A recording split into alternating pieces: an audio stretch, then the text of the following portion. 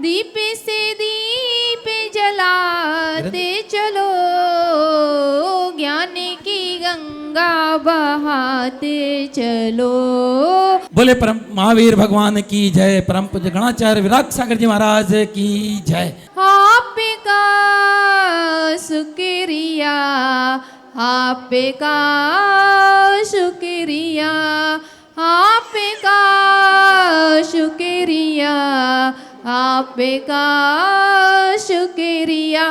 बोले परम पूज्य गणेश हमने आरी का रत्न 105 विभा श्री माता जी की जय। वाणी माँ जिन वाणी माँ, जन्म में दुख मेट दो, मरण दुख मेट दो।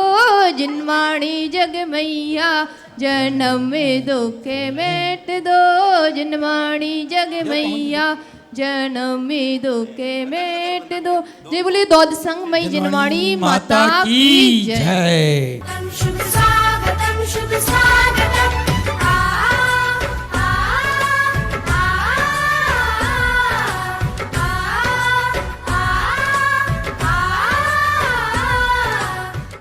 कि पहले दूसरे स्वर्ग के मिथ्या दृष्टि देव की उम्र तो है 2 सागर की, लेकिन वो संक्लेश के कारण 20 कोड़ा कोड़ी सागर का एक इंद्रिय पर्याय का बंद कर लेता है। अब सुख तो भोगा 2 सागर और एक इंद्रिय पर्याय की पीड़ा। 20 कोड़ा कोड़ी सागर भोगने के लिए चला गया। कर्म फल चेतना है, वहां कोई पुरुषार्थ नहीं है। जितने समय का बंद हो गया उसको भोगते रहिए बस। तो सुख तो है थोड़ा सा, बूंद भर, और दुख है समुद्र के भर इस संसार में। और सम्यक दृष्टि हो जाए तो, सम्यक दृष्टि हो जाए तो फिर दुख तो बचेगा थोड़ा सा। और बस जैसे नदी एक इतनी जगह से निकलती है जहाँ से नदी का उद्गम स्थान होता है ना, बहुत छोटा सा होता है, ज़्यादा बड़ा नहीं होता है, लेकिन फिर वो बढ़ते बढ़ते बढ़ते बढ़ते समुद्र में पहुँचते पहुँचते बहुत चौड़ी हो जाती है। ऐसे ही सम्यक दृष्टि जीव होता है, कितना भी पापी हो उसका पिछले जन्म का, लेकिन छोटी जगह से उसका सुख शुरू होता है और बढ़ते बढ़ते बढ़ते बढ़ते बढ़ते बहुत सिद्ध भगवान बनते बनते तो सुख ही सुख हो जाता है। मतलब हमारी जो मूल पीड़ा है वो है मिथ्यात्व, तो हमारी मूल पीड़ा है। मूल पीड़ा क्या है? मिथ्यात्व। मिथ्यात्व को तात्पर्य है नेगेटिव सोच, गलत दृष्टि हमारी मूल पीड़ा है। अब देखिए, संसार की मूल पीड़ा ही मिथ्या दर्शन है, गलत सोच है। अगर हमारी गलत सोच परिवर्तन हो जाए तो सारी पीड़ाएं थोड़े से समय में हमारी मिट सकती है। और एक बात हम आपको बड़े रहस्य की बताते हैं, जो घर गृहस्थी की पीड़ाएं है ना, वो भी मिथ्या दर्शन की ही पीड़ा है, गलत सोच की ही पीड़ा है। सही सोच हो जाए तो पीड़ा तो हमारी ऐसी मिट जाए। हमारी पीड़ा है क्या? एक तो दूसरे का सुख हमारा दुख है, सबसे पहली समस्या।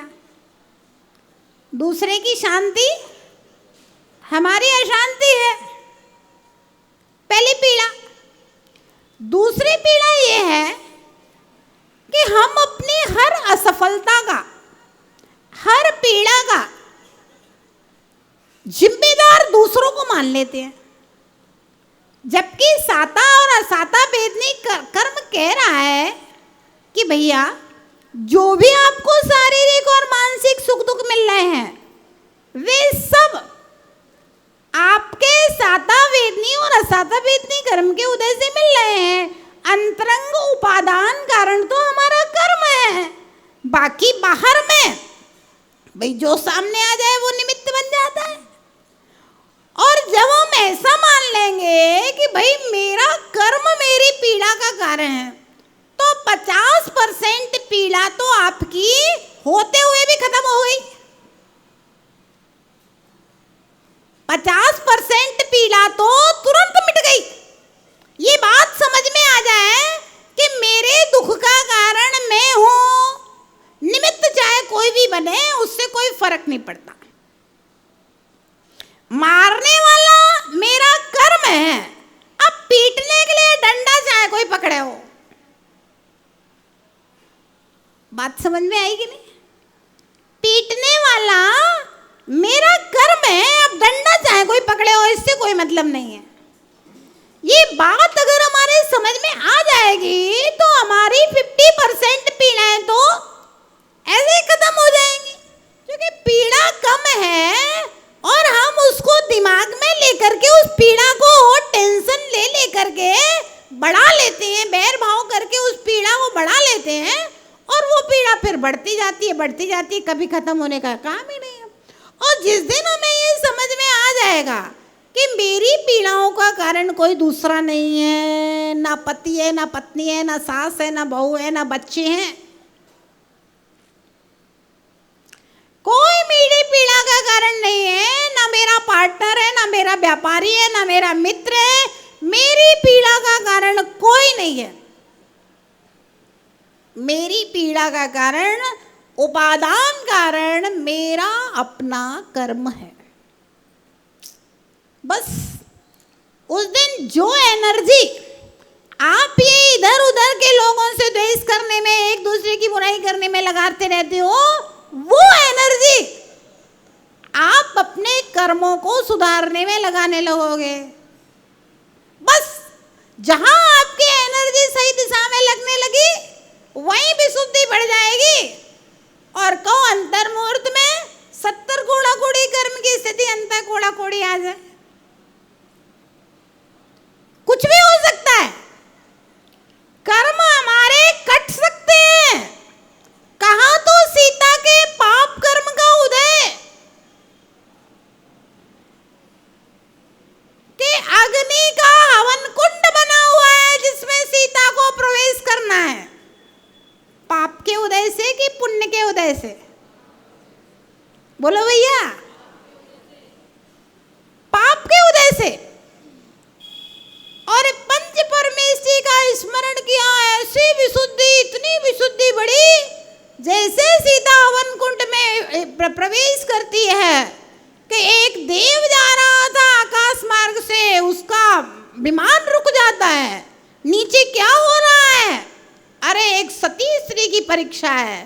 तुरंत यहाँ सीता अग्नि कुंड में प्रवेश करती है, वहां देव उस अग्नि को नीर बना देता है। अब निमित्त देव बना, लेकिन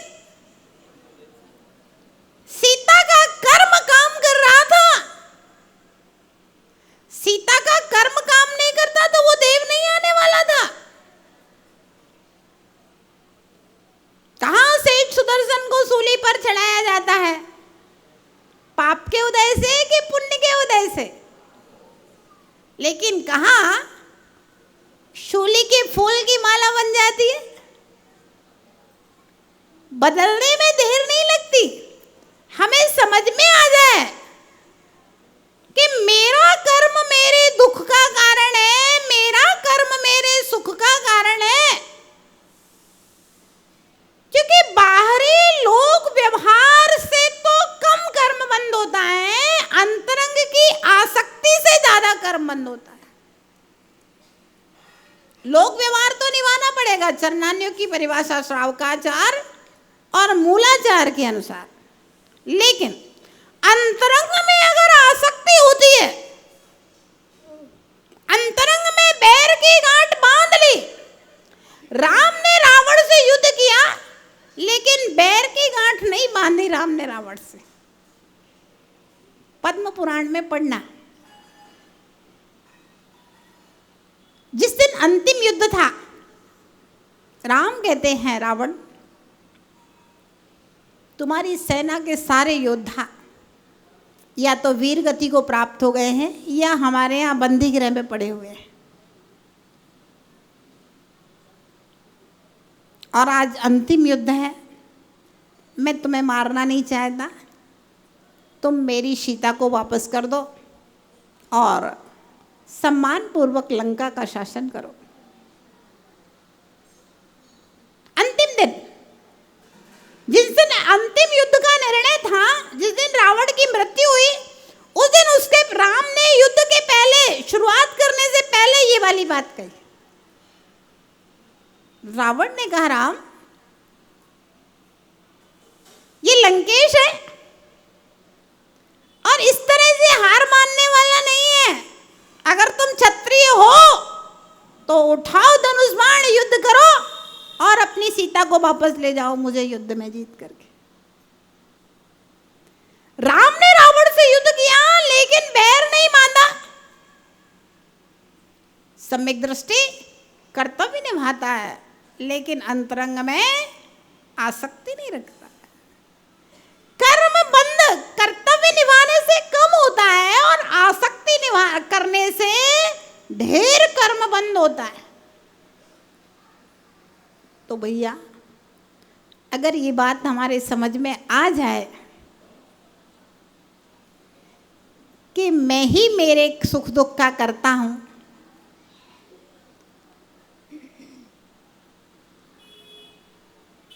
तो फिर आधा दुख तो ऐसे ही दूर हो जाएगा, बिना करे दूर हो जाएगा, है ना। क्योंकि जो काम अपने आप होता है ना, उसमें फिर हम लोग थोड़े से मध्यस्थ हो जाते हैं। जैसे आप जा रहे हो, किसी ने आपके ऊपर कुछ पटक दिया, आप फिर देखिए उस व्यक्ति के ऊपर कैसे आग बबूला होते हैं। और आप कहीं जा रहे हैं, अगर कोई वृक्ष की डाल टूट करके आपके ऊपर गिर गई और आपको चोट भी आ गई, खून निकलने लगा, अब आप क्या करोगे? बोलो। वृक्ष की डाल टूट करके गिर गई और आपको चोट लग गई तो आप क्या करोगे? भैया कुछ नहीं है, आप क्या करें। ग्लास रखा था आंगन में, नौकर का पैर लग गया, मालिक ने ग्लास रखा था तो कहा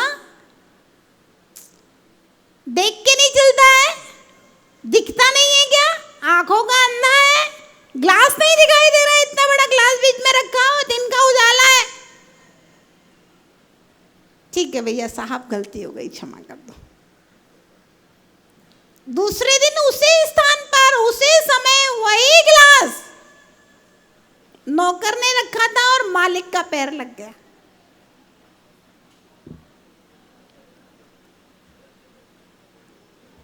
अब क्या कहेगा? अब ये अपने आप से नहीं कहेगा कि देख के नहीं चलते हो, अब वो कहेगा भाई ये कोई ग्लास रखने का स्थान है, कांच का ग्लास था और टूट गया, ये बीचों बीच में आने जाने का रास्ता है, यहां तुमने रख दिया है, पैर लग गया। मतलब नौकर ने रखा ग्लास, मेरा पैर लगा, तब भी नौकर दोषी है, और जब मैंने ग्लास रखा नौकर का पैर लगा तब भी नौकर दोषी। मतलब हम अपने आप को बचाने के लिए तर्क खोज लेते हैं, बुद्धि लगा लेते हैं। अभी हम सोच रहे हैं कि ये खराब है, वो खराब है, वो खराब है, वो उसने ऐसा किया। जब हमें लगेगा कि कोई खराब नहीं है, मेरा कर्म खराब है, मेरे कर्म का उदय खराब है, मेरा कर्म खराब है, तो आप किसको दोष दें भैया? हमारा मन अपने आप 50% शांत हो जाएगा।